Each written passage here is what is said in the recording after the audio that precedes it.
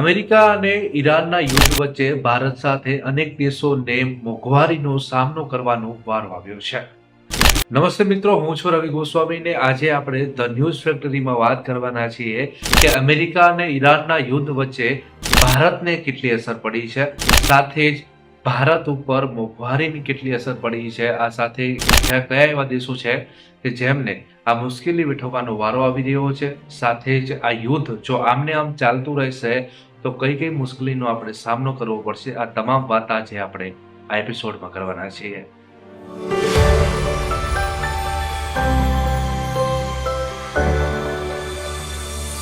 તો ચાલો આ વાતને વિગતવાર સમજીએ.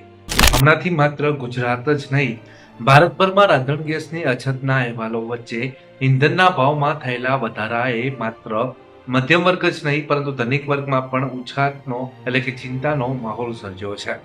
અમેરિકા અને ઈરાન વચ્ચે સતત ચાલતા યુદ્ધથી ભારત અને વિશ્વ પર ગંભીર અસરો પડી રહી છે.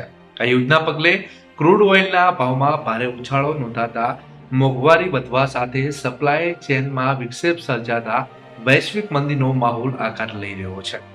આ સંઘર્ષના પગલે હોર્મુઝ સ્ટ્રેટમાંથી પસાર થતા ઓઇલના પુરવઠાના પરિવહનમાં વિક્ષેપ સર્જાતા તેલ પુરવઠાની આયાત પર સંકટ સર્જાયું છે. ભારત દેશ પોતાની ઓઇલ આયાતનો મોટો હિસ્સો આ દરિયાઈ માર્ગેથી મેળવે છે, જેથી ભારતમાં પણ ખાડી દેશોમાં યુદ્ધના માહોલથી ભારત પર પણ ગંભીર અસરો વર્તાઈ રહી છે. આ સંઘર્ષથી ભારતની આર્થિક સ્થિરતા પર દબાણ વધી રહ્યું છે. ઈરાનથી ભારત સહિત વિશ્વ પર પડનારી અસરોની વાત કરીએ તો ભારત તેની ઉર્જા જરૂરિયાતો માટે મધ્ય પૂર્વ પર નિર્ભર હોવાથી યુદ્ધની સ્થિતિમાં ક્રૂડ ઓઇલના ભાવ આસમાને પહોંચી શકે છે, જે મોંઘવારીમાં મોટો વધારો કરશે. યુદ્ધને કારણે રોકાણકારોમાં અનિશ્ચિતતા ફેલાશે, જે શેર બજારમાં પણ ભારે ગિરાવટ લાવી શકે છે. ઈરાન પર હુમલાને કારણે દરિયાઈ માર્ગો અવરોધાશે, જેનાથી ભારતની ચોખા અને અન્ય ખાદ્ય પદાર્થોની નિકાસ પર અસર પડશે અને નૂર ખર્ચ વધી શકે છે. આ સંઘર્ષ વચ્ચે વૈશ્વિક મંદીની શરૂઆત કરી શકે છે, જે નોકરીઓમાં કાપ અને આર્થિક વિકાસ અટકાવી શકે છે. ખાડીના દેશોમાં કામ કરતા ભારતીયોની સુરક્ષા પણ જોખમાઈ શકે છે, જે રેમિટ્સમાં ઘટાડો કરી શકે છે. તેલની કિંમત વધતા પરિવહન ખર્ચ પણ વધશે, જેનાથી દરેક નાની મોટી ચીજો મોંઘી થશે. આ પરિસ્થિતિ ભારત માટે માત્ર આર્થિક જ નહીં પરંતુ ભૌગોલિક અને રાજકીય પડકારો પણ ઊભા કરી શકે છે.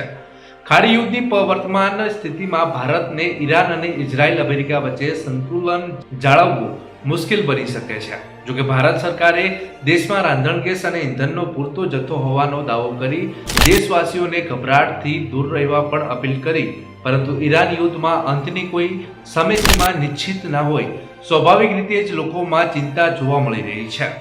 આ સ્થિતિનો સ્થાયી ઉકેલ લાવવા વૈશ્વિક સ્તરે થઈ રહેલા પ્રયાસો સફળ રહે તે માટે સૌ લોકો પ્રાર્થના કરી રહ્યા છે. જો અમેરિકા અને ઇઝરાયલ વચ્ચે જો યુદ્ધ આમને આમ ચાલુ રહેશે તો 100% એવું શ્યોર આપણે રહેવું પડે કે લોકડાઉન આવવાની સંભાવના થઈ શકે છે. જો કે પીએમ મોદી સાહેબે પણ એક સભાની અંદર આનો ઉલ્લેખ કર્યો હતો. हम कोरोना के समय भी एकजुटता से ऐसी चुनौतियों का सामना कर चुके हैं. अब हमें फिर से उसी तरह तैयार रहने की आवश्यकता કે જેમ કોરોનાની અંદર આપણે તૈયાર રહ્યા હતા એ જ રીતે જો યુદ્ધ આમને આમ ચાલતું રહેશે તો આના માટે પણ આપણે તૈયાર રહેવું પડશે. પરંતુ હાલ એવી કોઈ સ્થિતિ નથી. જો કે સમય જતાં કેવી પરિસ્થિતિ આવે છે એ તો કોઈને ખબર નથી, પરંતુ સાવચેતી રાખવી એ જરૂરી છે. મોંઘવારી ક્યારે પણ આવી શકે છે, મોંઘવારી ક્યારે પણ જઈ શકે છે.